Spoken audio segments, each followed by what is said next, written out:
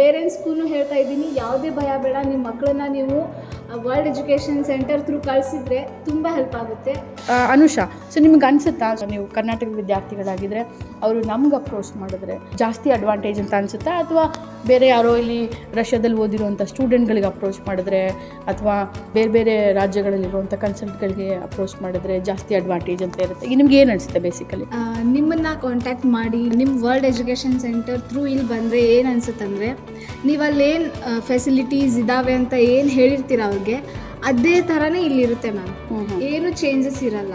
ಅದು ಅದು ಆದಮೇಲೆ ಫೇಕ್ ಅನ್ನೋದಕ್ಕಿಂತ ನೀವು ಲೋಕಲಿ ಇರುವಾಗ, suppose you are from Belgaum district, so ನಿಮ್ಮ ಪೇರೆಂಟ್ಸ್ ಯಾರೋ ತಮಿಳೋ ತೆಲುಗು ಅಥವಾ ಹಿಂದಿ ಕನ್ಸಲ್ಟೆಂಟ್ ಜೊತೆ ಮಾತಾಡಿದ್ರೆ ಅವ್ರಿಗೆ ಕಂಫರ್ಟೇಬಲ್ ಆಗಿರುತ್ತಾ, ಅಥವಾ ನಮ್ಮ ಜೊತೆ ಮಾತಾಡಿದ್ರೆ ಜಾಸ್ತಿ ಅಡ್ವಾಂಟೇಜ್? ಕಂಫರ್ಟೇಬಲ್ ಅಂದರೆ ನಾವು ಕರ್ನಾಟಕದವರು ಕನ್ನಡದಲ್ಲಿ ಮಾತಾಡೋರ ಜೊತೆ ಕಾಂಟ್ಯಾಕ್ಟ್ ಇಟ್ಕೊಂಡ್ರೆ ನಿಮ್ಮ ಥ್ರೂ ಹೋದರೆ ಚೆನ್ನಾಗಿರುತ್ತೆ ಅಂತ ಅನಿಸುತ್ತೆ ಮ್ಯಾಮ್.